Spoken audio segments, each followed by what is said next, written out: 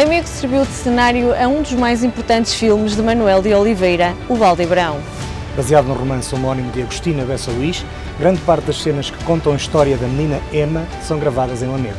E também nesse grandioso filme, do maior vulto da realização portuguesa, é feita a referência à Senhora dos Remédios e à sua romaria. O santuário começou a ser construído em 1750. Mas as festas da cidade remontam a 1361. Hoje esta é a Romaria de Portugal e atrai todos os anos milhares de fiéis e visitantes. A Marcha Luminosa, a Batalha das Flores e a Procissão do Triunfo são alguns dos momentos mais marcantes. Mas Lamego é muito mais do que a sua romaria. Nas suas ruas é vastíssimo património arquitetónico e conta-se a história do nosso país. Um verdadeiro museu a céu aberto, onde nos podemos perder em vários dos momentos da história de Portugal. Cidade antiquíssima, datando já do tempo dos romanos, foi reconquistada definitivamente em 1057 por Fernando Magno de Leão aos mouros.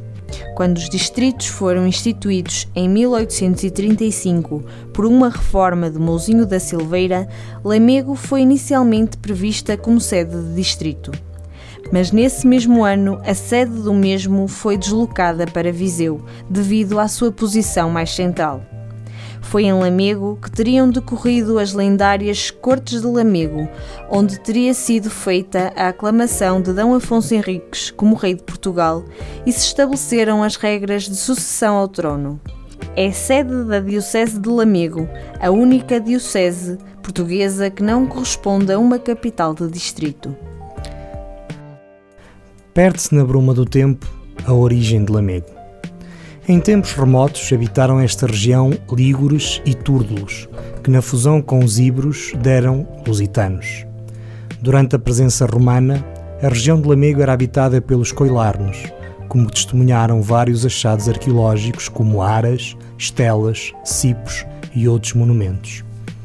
Pela localização do castelo, apenas acessível por poente, tudo leva a crer que lá houvesse um castro. As inquirições afonsinas de século XIII citam o Castro de Lamego como sinónimo de uma fortificação medieval.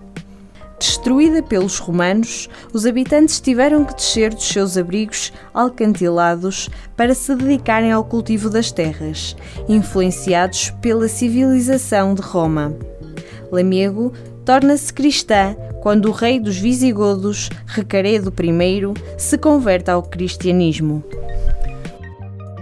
O rei visigodo Sisebuto, durante o seu reinado entre o ano de 612 e 621, cunha aqui moeda, o que atesta bem da importância comercial, cultural e histórica de Lamego. Seguem-se tempos alternativos de paz e guerra. Ora cristã, ora árabe, mudou de mãos várias vezes até que Fernando Magno de Leão a conquistou definitivamente. Em 1128, no alvor da nacionalidade, o aio do nosso primeiro rei, Dom Egas Muniz, tem a tenência de Lamego e residência em Britiande, ficando senhor de Ribadouro, entre o Paiva e o Távora, alcançando ainda terras de Coa. Dom Sancho I concedeu-lhe carta de couto em 1191. Lamego foi crescendo à volta de dois polos, a Sé e o Castelo. Em 1290, Dom Dinis deu a carta de feira à cidade, chegando a vir mercadores de Castela e de Granada, comercializando as especiarias e os tecidos orientais. Nos séculos XVII e XVIII, começam a ser construídos, em Lamego, os solares, a que não é certamente alheio o incremento do comércio do vinho generoso do Douro e a proteção que lhe foi dada pelo Marquês de Pombal com a criação da região demarcada do Douro e Companhia Geral da Agricultura das Vinhas do Alto Douro. Em 1835, Lamego foi capital do distrito, mas haveria de a perder em favor de Viseu, pelo decreto de dezembro desse mesmo ano, criado pelo ministro do Reino, Luís Mouzinho de Albuquerque. Em 1919, com a tentativa de restauração monárquica, Lamego tem de novo a sede efêmera de capital de distrito, por apenas 24 dias. Na segunda metade do século XIX, sob a presidência do Visconde Guedes Teixeira, Lamego conhece o caminho da modernização com a abertura de novas avenidas, ainda hoje consideradas as mais importantes da cidade. Já após a implantação da República e sob a presidência de Alfredo de Sousa, Lamego conhece novo surto de desenvolvimento, sendo nessa altura coberto o Rio Coura, que até então passava a descoberto pela baixa da cidade. Lamego é um importante e incontornável centro histórico e cultural do Douro. Por isso, convidamos-te para um encontro com a história. Apesar de toda a história que se percorre nas ruas desta cidade, Lamego tem também traços de modernidade. O pavilhão multiusos adoça-se à encosta do Monte de Santo Estevão, aproveitando o seu declive natural para anular a sua volumetria, através de uma praça e de um anfiteatro instalados na sua cobertura. Aqui têm-se realizado alguns dos principais espetáculos da cidade, dando vida a uma área que estava descaracterizada da restante malha urbana. O parque, a feira e a praça do pavilhão, em articulação direta com o eixo urbano definido pela Alameda e pela escadaria de Nossa Senhora dos Remédios, reforçam e qualificam de forma significativa o espaço público. Lamego é hoje um dos mais importantes centros urbanos da região do Douro. Muito antes da fundação da nacionalidade, já as terras de Lamego eram povoadas e constituíam um ponto de passagem importante nos fluxos e trocas comerciais. Essa vocação ainda hoje está presente num dos principais polos agregadores a sul do Rio Douro. A arquitetura religiosa tem em Lamego uma expressão singular, até porque Lamego é uma das mais antigas dioceses do país. A Igreja de São Pedro de Balsemão, classificada Monumento Nacional, é o segundo templo mais antigo da Península Ibérica. Há quem diga que foi construída durante a dominação visigótica, mas há quem defenda que tem origem no século X. Foi na igreja de Almacave, uma das maiores joias arquitetónicas do município, que Dom Afonso Henriques reuniu as primeiras cortes quando Portugal nasceu como nação independente. Construído próximo de uma necrópole árabe, este templo religioso é uma construção românica do século XII, tendo sido profundamente alterado, especialmente no século XVII, como são testemunhos os painéis de azulejos com motivos geométricos e vegetalistas, o púlpito e a talha dourada. A Sé Catedral de Lamego nasceu antes da fundação da nacionalidade, mas o edifício, tal como conhecemos hoje, é fruto de uma construção posterior no século XII. As diversas reconstruções e acrescentos imprimiram-lhe uma variedade de estilos que se conjugam, tornando-a um dos mais belos monumentos da região. Mais do que um espaço secular de oração, a Sé de Lamego é um verdadeiro museu, onde estão guardados exemplares únicos da arte de diversas épocas. Destacam-se as abóbadas das 3 naves do interior, que foram pintadas pelo mestre italiano Niccolò Nasoni, com cenas do Antigo Testamento. Crê-se que esta é a única obra de pintura desse artista, em Portugal, que sobreviveu ao tempo. Mas não só a arquitetura religiosa tem papel predominante na cidade. A construção do antigo Hospital da Misericórdia remonta ao século XVII. Aqui funcionou esse hospital até 1892. Serviu depois como aquartelamento do exército até o edifício ser destruído por um incêndio em 1897.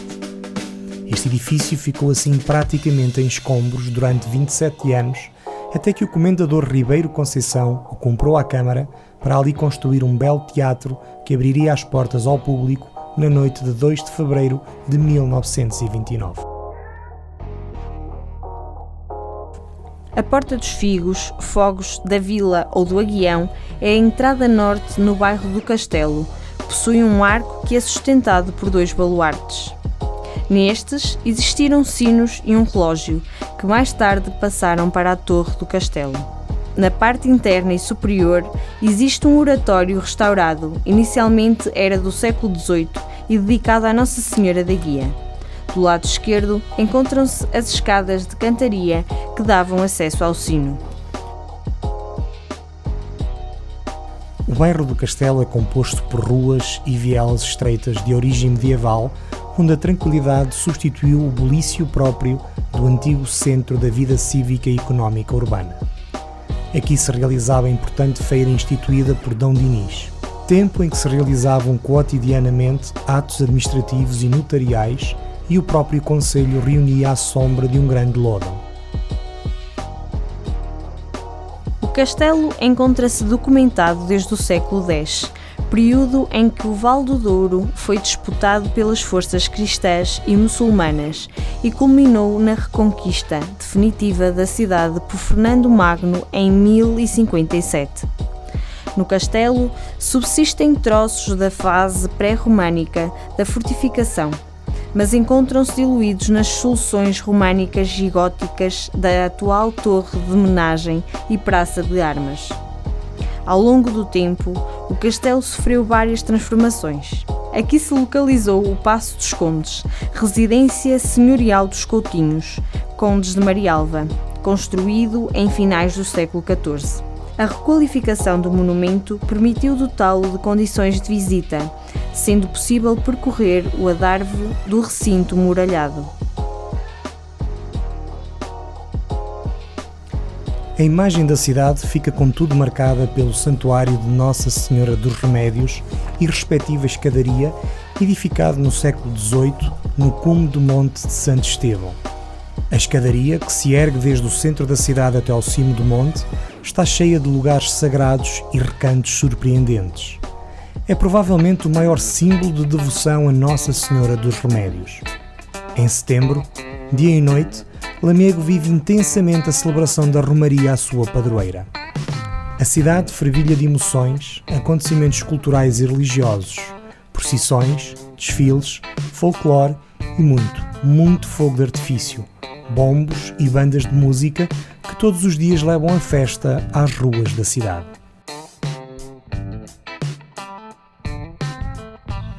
A paz e o sossego em meio rural é a marca mais forte da freguesia de Lazarim, a escassos quilómetros de Lamego.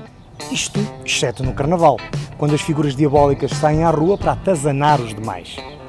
Aproveita a oportunidade de viver um dos carnavais mais genuínos do país.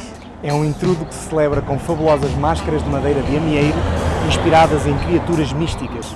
Mas a Aldeia Verde, epíteto que advém das cores e enquadramento proporcionados pela Serra de Montemuro, tem mais do que o Carnaval.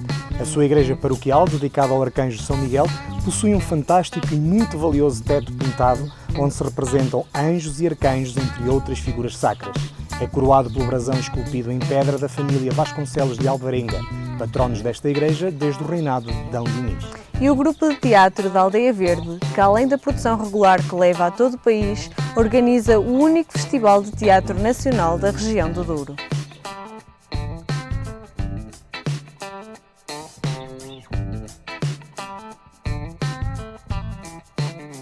Lazarim foi vila e sede de concelho entre o século XII e 1834, tendo pertencido ao concelho de Tarouca até 1895. Em termos de património construído, destaca-se em Lazarim a sua igreja paroquial. Dedicada ao Arcanjo São Miguel, o monumento possui valioso teto pintado, onde se representam anjos e arcanjos, sendo coroado pelo brasão esculpido em pedra da família Vasconcelos de Alvarenga, patronos desta igreja, desde o reinado de El-Rei D. Dinis. A vila de Lazarim é famosa pelo seu entrudo, um dos mais genuínos de Portugal. Aqui, a tradição do Carnaval associada às máscaras primitivas, à rivalidade entre os sexos e a alguma crítica social, alimenta uma das mais curiosas e originais festas populares portuguesas. O ciclo de festividades inicia-se 5 semanas antes do Domingo Gordo. Terça-feira de Carnaval, após o desfile das máscaras tradicionais, em madeira ou lata, são lidas as quadras do testamento da comadre e do compadre, confronto de sexos durante o qual são ditas as verdades guardadas durante o ano. As festividades terminam com a queima do compadre e da comadre e com o cortejo dos caretos. Um concurso de máscaras permeia os artesãos participantes nestas curiosas festas. A pequena vila de Lazarim, encostada à Serra de Montemuro, passou a integrar o roteiro da cultura tradicional da região do Douro, com a inauguração do Centro Interpretativo da Máscara Ibérica, um novo equipamento que nasceu com a ambição de ser um polo de investigação e uma referência europeia no estudo e valorização do património cultural, que é a temática da máscara. A nova infraestrutura é o primeiro espaço ligado ao ritual da máscara a surgir na Península Ibérica e, por isso, tem a responsabilidade de gerar novas dinâmicas culturais e educativas.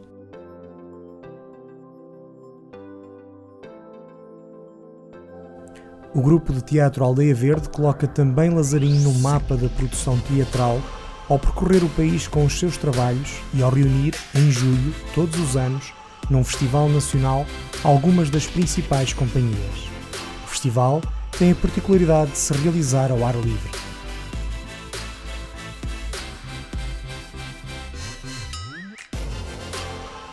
Todo o município está repleto de igrejas e capelinhas, pelourinhos, cruzeiros, aldeias históricas, pontos medievais e uma série de vestígios arqueológicos dos primeiros tempos do povoamento destas terras. Os visitantes podem encontrar história, tradição e uma forte herança cultural, mas também variedíssimos programas de lazer e desporto ao ar livre, graças às excelentes condições naturais para a prática de atividades esportivas, radicais e fluviais, como pesca e canoagem nas águas límpidas dos rios Douro, Varosa e Balsemão. No Cais de Cambres começou a realizar-se em 2019 o Festival Wine and Music Valley.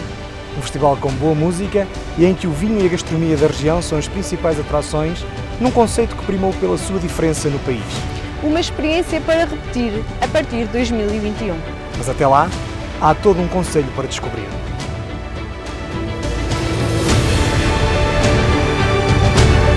Universidade FM. Procura-nos no Facebook em universidade.fm. Há uma região imensa para descobrir. No Para Cá dos Montes Verão 2020, nós apontamos o caminho. A ti, o convite é para que te percas neste vale encantado. Vem desfrutar da viagem pela história, pelo património e pela natureza. Explora os sítios que te propomos. E descobre aqueles que vamos manter em segredo.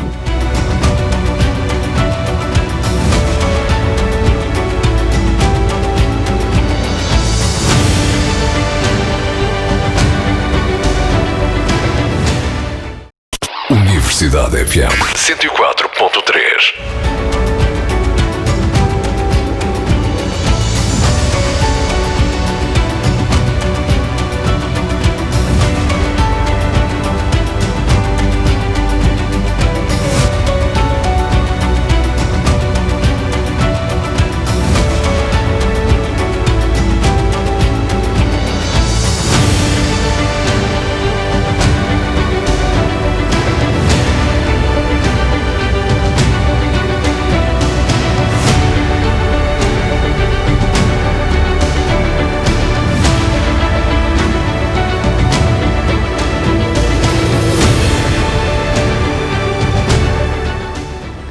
Vila Real, Régua, Lamego e Tarouca, onde nos encontramos, constituem o eixo de cidades da região do Val do Douro. O concelho de Tarouca data de uma época em que de Portugal nem o nome existia e o seu território, tal como hoje o conhecemos, fazia parte integrante da península. A sua história, nesses tempos remotos, não pode separar-se da dos povos ou tribos que habitaram no Ocidente para cá dos Pirineus, e dela faz parte como o ramo da árvore a que está ligado. Os lusitanos foram provavelmente os seus primeiros habitantes. Destaca-se a beleza das suas paisagens e numerosos vestígios do seu passado glorioso, tais como igrejas monumentais, seu valioso recheio em obras de arte, ruínas de ricos e importantes mosteiros, pontos medievais, entre outros documentos históricos que atestam a sua importância através dos tempos. Este é ainda um concelho que integra as aldeias vinheteiras de Salzedas e Ocanha. Uma pérola recheada de história, a sul do Douro.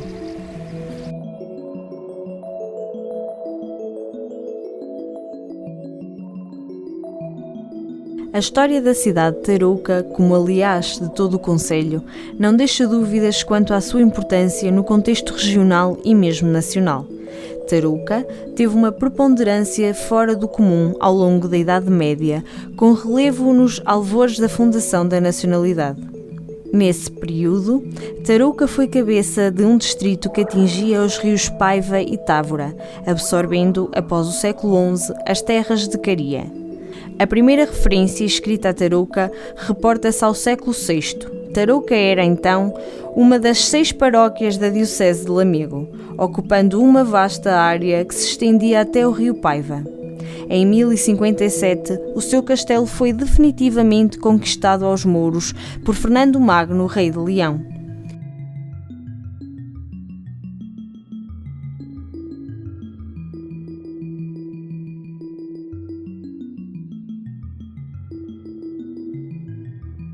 O início da nacionalidade está intimamente ligado a Tarouca, quer pelo nosso primeiro rei, cuja figura está associada à construção do mosteiro de São João de Tarouca, quer ainda por Egas Muniz, que foi senhor da honra de Dalvares e cuja esposa, Dona Teresa Afonso, mandou erigir o convento de Santa Maria de Salzedas.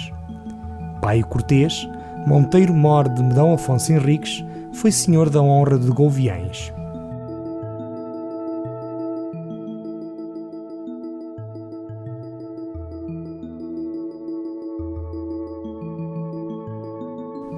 Em 1262, D. Afonso III concedeu carta de foro a Tarouca, com a designação de Castro-Rei.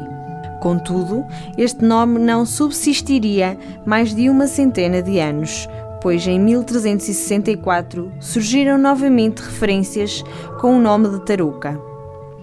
Em 1297, D. Dinis fez a doação da igreja de São Pedro de Tarouca ao mosteiro de Salzedas.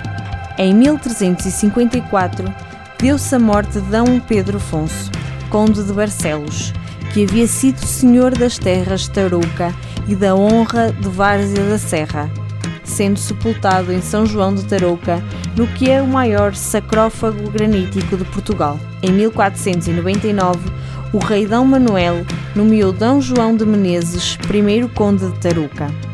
Em 1514, o mesmo rei outorgou novo foral à vila de Tarouca. No dia 13 de janeiro de 1898, deu-se a restauração do concelho de Tarouca, que passou a ter 10 freguesias.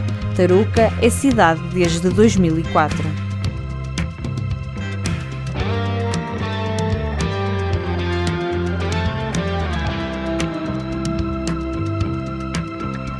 A primeira referência documental à igreja de São Pedro de Tarouca data de 1163.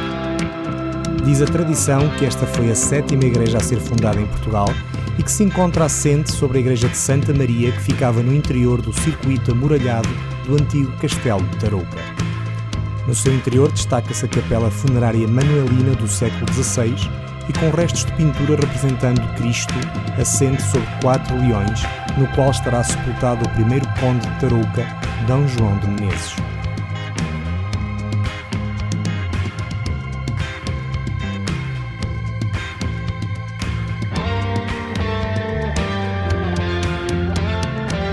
Situada no extremo sul-leste do concelho, dista cerca de 7 km da cidade de Tarouca. São João de Tarouca é formada pelas povoações de Couto, Pinheiro, Vila Chá do Monte e Vilarinho. Em São João de Tarouca implantou-se no século XII o primeiro mosteiro de Cister em Portugal. Chama-se ele de São João de Barosa e também de São João de Mondim, como se lê em documentos da época. D. Afonso Henriques concedeu carta de couto ao mosteiro em 1140 para compensar os frades do auxílio prestado na tomada de Trancoso aos mouros.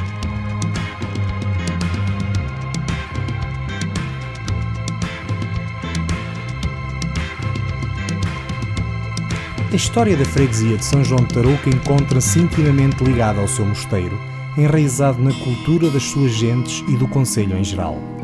Numa terra onde ainda se guardam e praticam os segredos do fabrico caseiro de queijo de cabra, é a agricultura a principal ocupação dos seus habitantes. Cultivam-se os cereais e a batata. Em determinadas épocas do ano, pesca-se a truta e o bordal.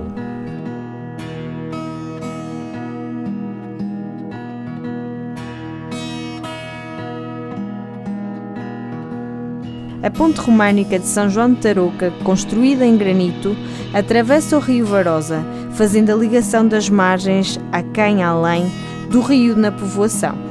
É uma de 3 construções desta natureza.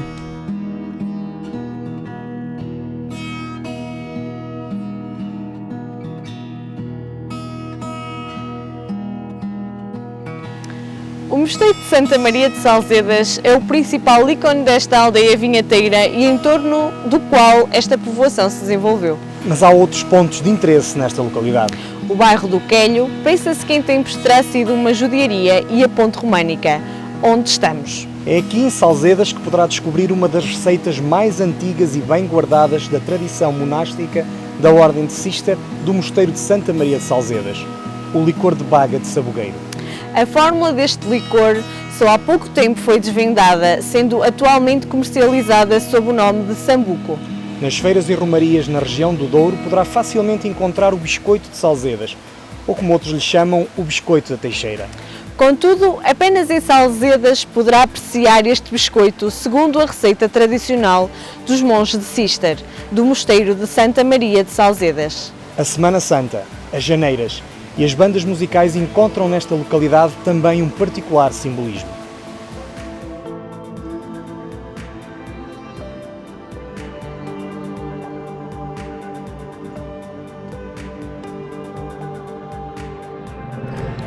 A gênese da história de Salzedas remonta ao lugar a que hoje se dá o nome de Abadia Velha. A sua povoação cresceu em torno do Mosteiro de Cister, de Santa Maria de Salzedas. Este, que é o grande ex-libris da aldeia, e não só, foi mandado erigir por Dona Teresa Afonso, mulher de Egas Muniz, aio de D. Afonso Henriques. Situada no norte do concelho, na margem direita do rio Varosa, dista cerca de 10 km da cidade de Tarouca. É formada pelas povoações de Salzedas, Meixedo, Vila Pouca e Morganheira.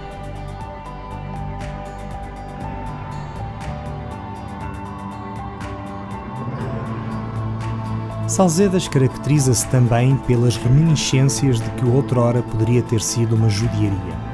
No interior de um conjunto arquitetónico urbano mais vasto, o bairro do Quelho, descobrimos ruínas com inscrições e elementos de simbologia judaica que poderão atestar e testemunhar a presença de judeus nesta aldeia em tempos remotos.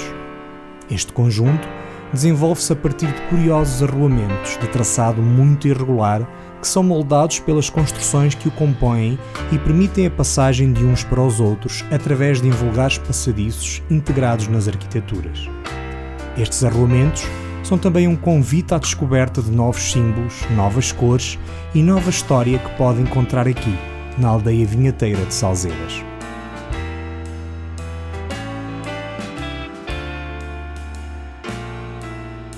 A construção deste mosteiro liga este núcleo religioso às raízes da nacionalidade.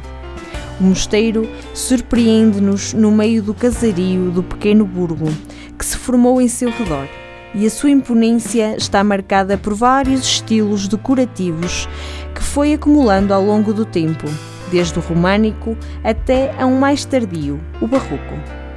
Classificado como Monumento Nacional, é mais um exemplar da Ordem de Cister. Chegou a ser um dos mais ricos mosteiros portugueses, detentor de uma biblioteca notável. Atualmente, representa um ponto de visita incontornável pela história e riqueza estilística que encerra.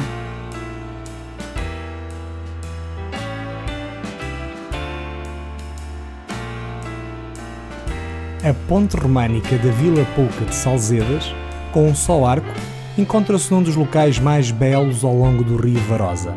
Local de visita obrigatória para desfrutar de toda a zona envolvente de rara beleza num conjunto de quedas de água e densa vegetação.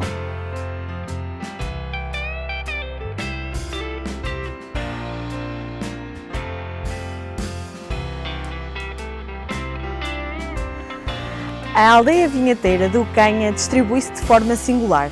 A povoação desenvolve-se sob a encosta que desce até ao rio Varosa e caracteriza-se por apresentar uma só rua, a Rua Direita ou Rua Principal. Perpendicular ao rio, esta rua atravessa toda a aldeia interrompida por diversos recantos, traduzidos em travessas, aberturas redutíveis e pequenos becos e queilhos de acesso a campos de cultivo. A Igreja Matriz de São João Evangelista, a Ponte e a Torre e o Pelourinho são locais a não perder nesta aldeia vinheteira. As Caves da Morganheira, fundadas em 1947 e situadas em território de Cister, no lugar da Abadia Velha, é outra das atrações a não perderem o Canha. Estas caves, originais, são escavadas em rocha de granito azul, apresentando, em vez de pipas, garrafas, muitas garrafas.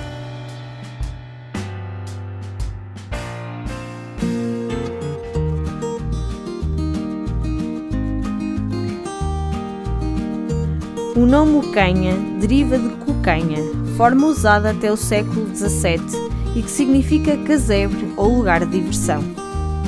Ucanha foi vila e sede de concelho até 1836, quando foi integrada no concelho de Mondim da Beira. A integração no atual município de Tarouca data de 1898. A aldeia fica localizada numa encosta que desce até ao rio Varosa. O vale, limitado pelas colinas arborizadas da Serra de Santa Helena, apresenta um bonito enquadramento paisagístico. Os primeiros povos que aqui se instalaram foram os romanos, que aproveitaram as terras férteis do Vale do Varosa e criaram pequenas explorações agrícolas. Ainda hoje se pode ver uma das principais vias da romanização que conduzia a Braga. Para saborear a aldeia em pleno, é fundamental caminhar nas suas ruas estreitas, deslumbrar-se com o conjunto colorido de casas, visitar a Igreja Matriz de São João Evangelista do século XVII, com o altar-mor revestido de talha dourada barroca, bem como as ruínas da Abadia Velha, e dar um salto às Caves da Morganheira para poder apreciar o seu famoso espumante.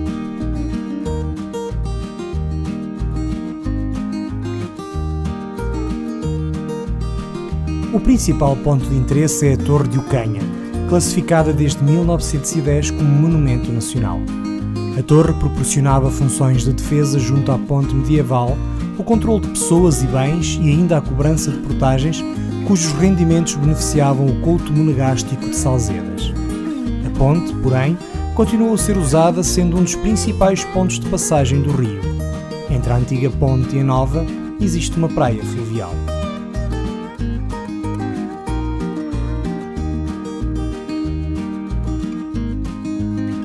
Ao iniciarmos a nossa visita à aldeia vinheteira de Ucanha, somos logo surpreendidos pelo seu pelourinho, um exemplar seiscentista, classificado de imóvel de interesse público.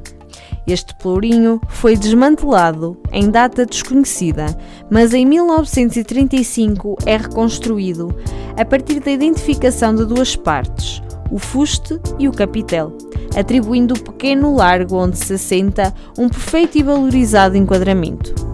Além do Canha, também em Várzea da Serra e Mondim da Beira existem pelourinhos que testemunham a importância destas localidades da história da região.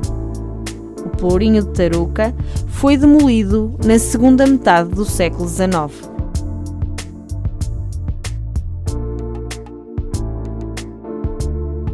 Nascendo bem perto um do outro, na freguesia de Várzea da Serra, os rios Varosa e Varozela, seu afluente, tomam rumos diferentes, abraçando a Serra de Santa Helena para já no vale se unirem e juntos desaguarem no Rio Douro, perto da Régua. Na descoberta das belezas naturais, poderá visitar sítios de cariz lendário, os Calhaus da Moura, em Mondim da Beira, os Calhaus de Santarém, em Formilo, ou percorrer um dos muitos circuitos pedonais.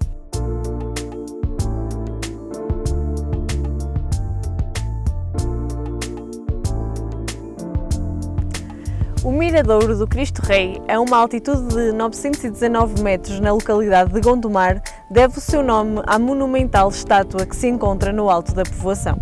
Aqui deparamos-nos com uma paisagem que combina os inúmeros povoados, com Tarouca num plano central e com grandes manchas verdes, sobretudo de pinhal. O Miradouro do Cristo Rei é um lugar paradisíaco e de crescente devoção popular. Foi recentemente objeto de diversos melhoramentos com vista a dotar o espaço de melhores condições para a liturgia e convívio. O Douro aqui funde-se com a Beira Alta, criando uma mistura afrodisíaca para os sentidos. A natureza e a história pelas ruas, pelos vales e pelos caminhos de Tarouca. À descoberta das histórias que fazem este concelho e que fizeram Portugal.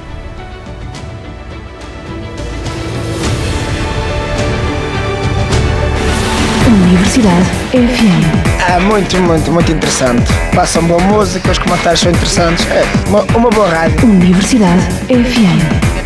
Passa música metida. Espetacular. Universidade FM. Altamente. Genial. Universidade FM. A Rádio Universidade é cada vila. Rádio Universidade sempre no ar!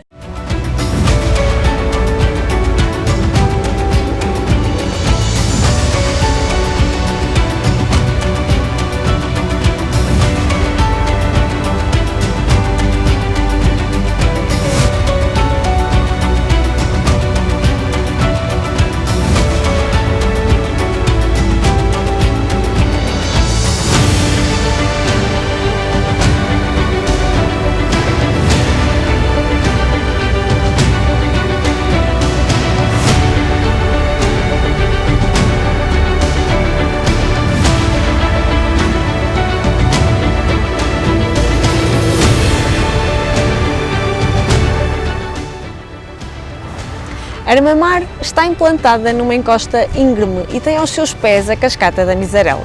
Nestas terras instalaram-se pela primeira vez populações há muitos séculos atrás. Esses registros encontram-se um pouco por todo o município, vão desde a pré-história até a séculos mais recentes. Chegar a Armamar pelo norte do município permite contemplar a paisagem marcada pelo maravilhoso anfiteatro das Vinhas, lado a lado com o Rio Douro e cujos socalcos o homem moldou durante séculos.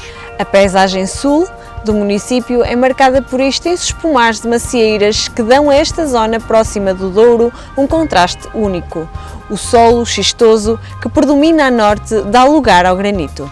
E é precisamente nessa zona do concelho que é cultivada a maçã de montanha de Armamar. A grande particularidade é que o cultivo acontece a uma altitude que varia entre os 500 e os 800 metros. E isso torna as maçãs mais aromáticas, crocantes e saborosas. Na verdade, são únicas no mundo. Esta é a capital da maçã de montanha. A Vila de Armamar é a sede do município e situa-se numa zona de transição geográfica que divide o território em duas partes distintas. A norte, o Vale do Douro, e a sul, o Planalto Beirão. O perímetro urbano da vila é delimitado a norte por um precipício que desce até ao leito do rio Temilobos, numa zona em que este se precipita pela cascata da Miserela. A gênese e a história deste concelho estão intimamente relacionadas com o povoamento do território na época leonesa portucalense. No século XII, as lutas entre árabes e cristãos para a posse de todas as terras de Lamego tornavam desertas as terras de Armamar, as quais só voltaram a ser povoadas por ação de D. Afonso Henriques. Em 1189, Armamar foi doada ao mosteiro de Santa Maria de Salzedas e não teve, curiosamente, qualquer foral. Recebeu foral por D. Sancho I, em julho de 1194. A 3 de maio de 1514, teve foral novo, por D. Manuel I, e por decreto de 24 de outubro de 1855, Armamar foi elevada a cabeça de comarca. A origem do topónimo Armamar não se encontra ainda esclarecida, sendo contudo de admitir que terá tido origem no antropónimo germânico Ermamaro, Ermamaros, que seria um preso godo que acompanhava Afonso III quando este reconquistou a região de Lamego em 877. Nos séculos XII e XIII, o nome desta vila era Ermamar. As ruas do centro histórico conservam ainda muitos vestígios da sua origem medieval e ao percorrê-las vais certamente perceber esses sinais. O Santuário da Senhora da Piedade e os vestígios do Castelo de Armamar não constituem a referência mais remota da história armamarense, uma vez que terá sido edificado sobre as fundações de um castro celta ou pré-celta. Nas imediações de Armamar há 3 localidades que merecem referência. O lugar de Travanca, anexo de Armamar, tem o seu lugar específico na economia do município. Também se percebe a importância histórica deste lugar pelo número considerável de casas brazonadas e suas capelas particulares. Courã é uma pequena e pitoresca aldeia muito antiga. Daqui se contempla o cenário inebriante do Vale do Douro. Os vestígios da sua antiguidade remontam à pré-história e ainda se podem percorrer as ruelas e observar as casas típicas da arquitetura de povoado medieval. Tões é outra das povoações pertencentes à freguesia de Armamar. Trata-se de uma aldeia muito antiga. Crê-se que foi uma vila rústica no século XII, uma das mais antigas da região. Quem visitar Armamar encontra facilmente a Igreja Matriz de São Miguel, monumento nacional desde 1935. É um templo românico do século XII, de arquitetura rude, mas com detalhes dignos de ser apreciados. É o único monumento nacional classificado do município. Diz-se que a igreja terá sido construída com pedras do demolido castelo de Armamar, antes da fundação do mosteiro de Salzedas. É bastante provável que a atual igreja tenha sucedido no tempo a uma antiga capela ou ermida da mesma invocação, que tenha surgido de algum culto pagão castrejo. O monumento ao Imaculado Coração de Maria destaca-se no centro de Armamar. Localizado numa área central do jardim da Avenida Dr. António Oliveira Salazar e voltado para a Igreja Matriz, é facilmente percebido no enquadramento daquele local. O Miradouro da Misarela fica em plena vila de Armamar, junto da Igreja Matriz de São Miguel. Daqui pode ver-se, lá embaixo, a povoação de São Joaninho, situada num pequeno vale onde no verão as temperaturas facilmente atingem os 40 graus centígrados. Mais em frente, na paisagem, surge o Vale do Douro e ao fundo, no horizonte, a Serra do Marão. Junto a este miradouro está a cascata da Misarela, onde as águas do rio Temilobos se precipitam na sua viagem rumo ao Douro.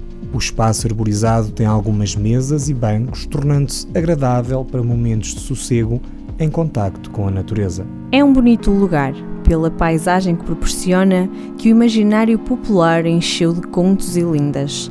Para uma melhor observação da cascata, recomenda-se aos visitantes que deixam a estrada em direção a São Joaninho e parem logo após a saída de Armamar. Daí poderão contemplar este monumento natural. A Capela de Santa Bárbara situa-se no ponto mais alto da vila de Armamar, junto às piscinas cobertas e ao agrupamento de escolas. Trata-se de um edifício de arquitetura muito simples. No interior, composta por retábulo-mor de talha policromada tardo-barroco. Está integrado numa área de lazer envolvente, de onde se pode apreciar a beleza da paisagem do Vale do Douro. A maçã de Armamar é de montanha, porque a cultura se desenvolve a cotas de altitude que variam entre os 500 e os 800 metros, e isso permite obter frutos com características únicas. As maçãs de Armamar são mais aromáticas, mais crocantes e mais saborosas que outras das mesmas variedades produzidas noutras regiões. São produzidas atualmente cerca de 75 mil toneladas anuais, valor que tende a aumentar por força dos investimentos constantes na plantação e requalificação de pomares, do apuramento contínuo das técnicas e tecnologias aplicadas ao processo produtivo e da melhoria das redes de rega. A meio do verão, passear pela parte sul do município, onde se concentram os extensos pomares, permite-nos desfrutar da beleza das paisagens pintadas com o verde das árvores e sentir no ar o cheiro das maçãs que nas macieiras começam a ficar prontas para a colheita. Registou-se a marca Armamar, capital da maçã de montanha, e a Feira da Maçã, um evento organizado pela Câmara Municipal em conjunto com a Associação de Fruticultores de Armamar e outros produtores, segue uma mesma linha de promoção da marca e do produto. Estamos na Ribeira de Gojuim, um dos locais mais remotos do concelho de Armamar. O tempo aqui parou há muito, mas a envolvência destas paisagens recorda-nos que se calhar vivemos rápido demais. Este pequeno povoado já só tem habitantes que se contam pelos dedos das mãos.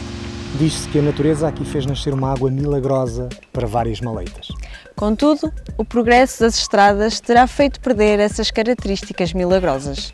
Ainda assim, a visita justifica-se não só a este pequeno povoado, como a aldeia de Gojuim. Gojuim será talvez a aldeia-museu do município. Situada numa zona remota do território armamarense, aqui respira-se história. Pelas suas ruas são muitas as casas solarengas, brazonadas ou simplesmente com detalhes de requinte artístico. testemunho de um passado próspero, mas longínquo. No alto do monte encontram-se os restos do mais antigo povoamento do lugar. O castro de Goujuín está situado numa posição estratégica com visibilidade para toda a área envolvente e conserva ainda uma boa extensão das suas muralhas defensivas. Ali próximo, existe também uma necrópole medieval com vários túmulos. Percorrendo este lugar facilmente se descobrem restos de vias da época romana, algumas identificadas como das mais importantes do norte do território português. A importância histórica de Goujuín está também bem patente no número de casas solarengas que preenchem o centro habitacional da aldeia. De todas, destaca-se a Casa Preta. O Pelourinho situa-se na Praça Central. Datado da segunda metade do século XVII, trata-se do único exemplar no concelho a escapar à destruição destes marcos. Na envolvente, pode ver-se a Casa da Praça ou Casa da Câmara, um edifício já bastante descaracterizado, mas que conserva ainda a Torre Cineira, atributo das residências municipais na Idade Média. A Ribeira de Goujuín fica lá no fundo, junto do rio Tedo. É um pequeno povoado que o tempo quase condenou à desertificação, mas nos últimos anos têm sido restauradas algumas casas, usadas para refúgio de férias ou fins de semana. O lugar volta a ter vida. Aqui existiu, ou existirá ainda, uma nascente de águas com propriedades muito específicas e aplicação medicinal. As Caldas da Moura, ou Fonte da Dona Moira, foram consideradas por médicos benéficas para a cura de doenças. De resto, a água foi muito usada pelo médico municipal, Dr. Cipião José de Carvalho, em doentes seus, tendo alcançado bons resultados. Também o médico Dr. João de Araújo Correia a usou e deixou escrito em 1948 um pequeno livro onde relata casos de sucesso na cura de doenças por administração desta água. A Ponte Romana de Santo Adrião, assim designada, muito embora seja de construção do século XV. No entanto, os seus contrafortes revelam estrutura românica e poderá ter sido construída sobre as fundações de uma outra, mais antiga, possivelmente romana.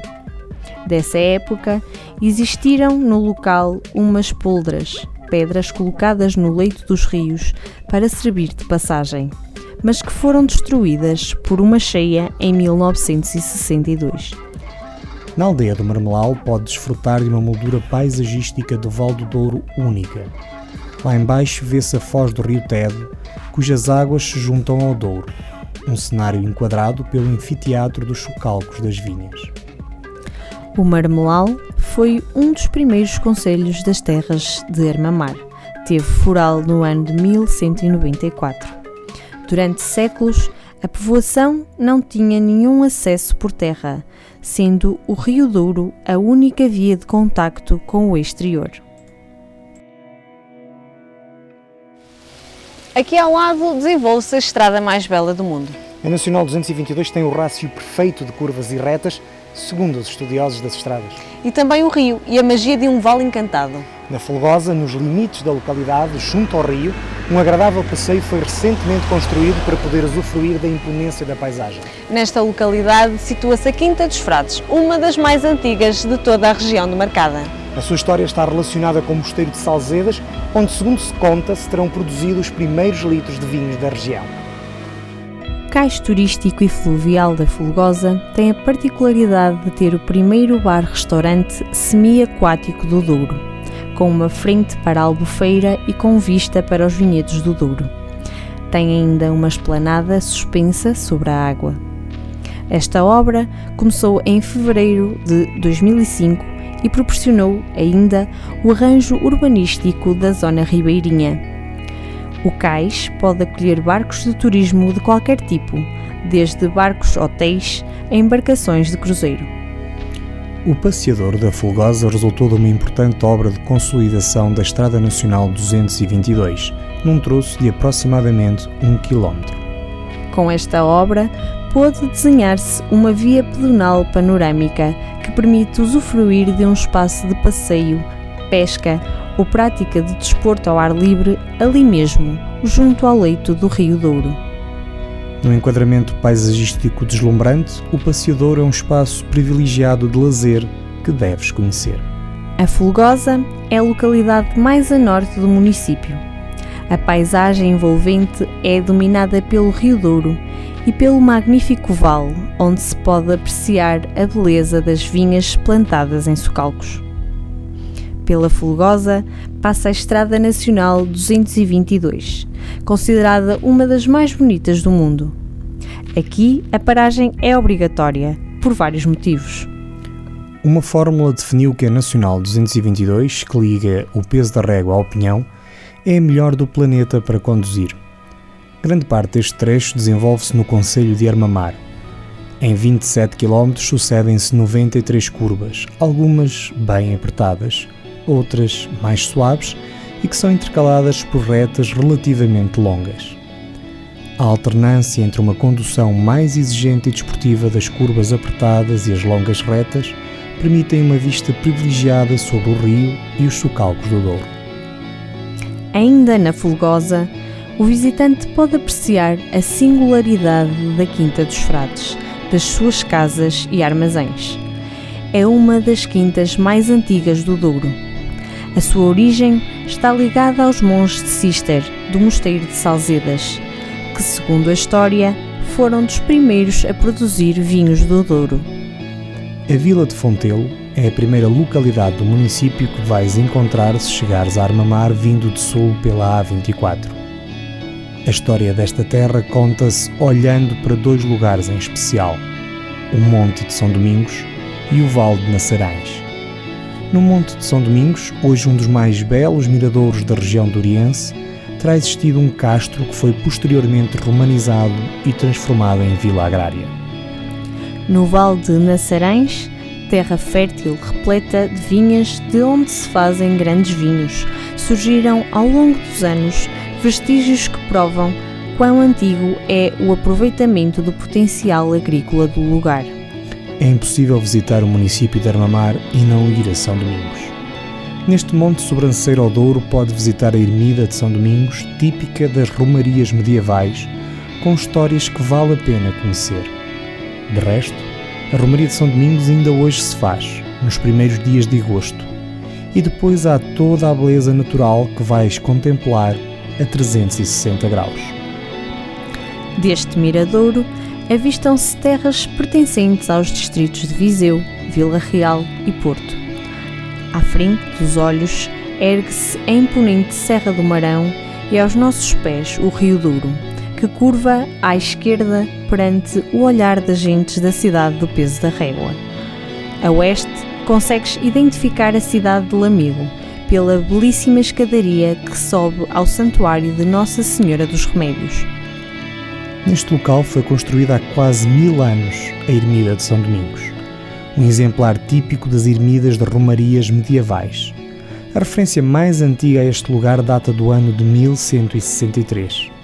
Dom Afonso V terá visitado a ermida na companhia da rainha Dona Isabel em 1454. Também o seu filho Dom João II e a sua mulher Dona Leonor terão feito o mesmo, anos mais tarde, a pedir intervenção divina para que lhe fosse concedido um sucessor. Voltaram a São Domingos uma segunda vez, em finais de 1483, já com o seu filho varão, o príncipe Dom Afonso. De facto, casais que procurassem ter filhos e tivessem dificuldades em consegui-lo, dormiam ao relento sobre a pedra propiciatória, ou fraga da fertilidade, que ainda hoje se pode ver junto da porta da sacristia da ermida. Era um lugar de romaria e antigas peregrinações reais, a que o povo deu continuidade durante e depois da Idade Média. A romaria era tão importante que a ela estava obrigada a incorporar-se a Câmara de Lamego, que levava à frente a bandeira real, seguida dos vigários, capitulares da Sé, clérigos, beneficiados, padres coreiros, os franciscanos do convento de São Francisco e muito povo da cidade e arredores. Regressados aos altos, estamos no Miradouro de São Domingos. Daqui avista-se Lamego, Tarouca, Rezende, Mesão Frio, Régua e Santa Marta de Penaguião. Em frente, a imponente Serra do Marão, que protege a grandiosidade deste Vale do Douro. O espetáculo das quintas que enquadram o Rio Douro de um lado e de outro é extraordinário. É talvez um dos mais espetaculares miradouros de toda a região. Armamar fica-nos pela retina pela sua dinâmica económica associada ao vinho e à maçã. Mas também por um ímpar património arquitetónico presente em praticamente todas as suas freguesias. É uma terra que nos mostra a sã convivência entre a beira e o Douro, entre o xisto e o granito. É uma terra de emoções.